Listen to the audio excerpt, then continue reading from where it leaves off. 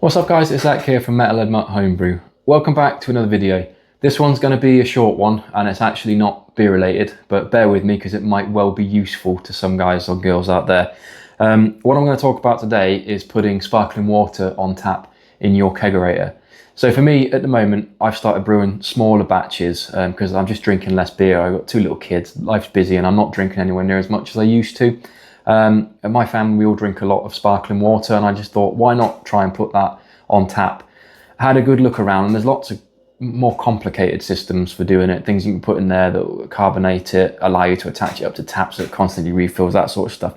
I didn't want to do any of that. I wanted to keep it mega simple. So I'm going to show you the two ways that I've done it, or talk you through the two ways that I've done it. They require no extra kit other than having a kegerator, or the first method doesn't anyway. So obviously you need a kegerator and kegs, otherwise this isn't going to work. But the way I initially did it, that was before I had a gas management system. So I could only run one pressure in my kegerator. So it was always set at 12 to 14 PSI for my beers. So what I would do is I would fill a keg up with water the night before and I'd leave it in the fridge over the night so that it was nice and cold.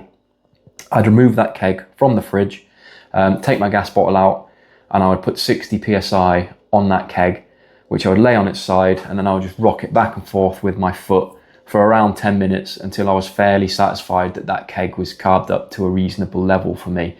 I'd then take it off the gas, depressurize it, put it in my kegerator, and then hook it up at whatever serving pressure I had all of the other beers and that on. That worked fine. It's quite a lot of effort, and the downside to it is that 12 to 14 PSI is a little bit slow for pouring sparkling water. But for me, we drank it fast enough that it held the carbonation and it wasn't really an issue, it was just a little bit of a slow pour. That worked fine for a while. But then if you saw one of my previous videos, I upgraded to the gas management system, so I can now run different pressures down different gas lines in my kegerator.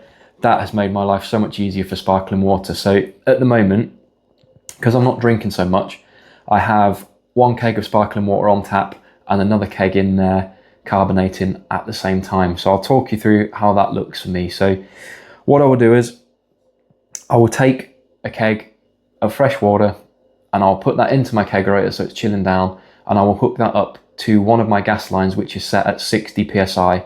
That is the one that's carbonating. So once that has fully carb, which takes a couple of days to a week, I will then put that one on tap. And have a second keg in there that's carbonating at the same time, so another one at 60 PSI.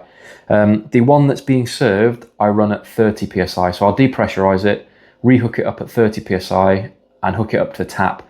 And then that is my sparkling water on tap. It serves really nicely at 30 PSI, it pours nice and quick, and it holds its carbonation really, really well.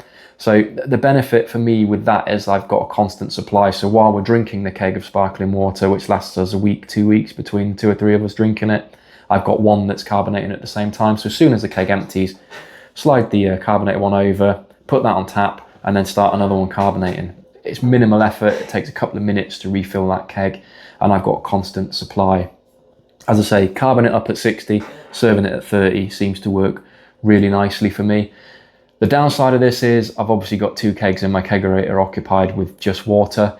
So if you're trying to put more beers on, it becomes a bit of a pain in the arse, but I'd just sacrifice the sparkling water if I needed 3 or 4 beers. But for me at the moment, I'm not drinking enough to warrant that. I'm using the small kegs. I can fit them in and I only ever really have 1 or 2 beers on tap. There's not much more to it. There's 2 simple ways of doing it. As I say, the first one, just hook it up to 60 PSI, shake the shit out of it till you're happy it's carbonated, and then serve it at whatever your kegerator is set at, 12, 14 PSI for your beers. Not ideal, but it will work fine.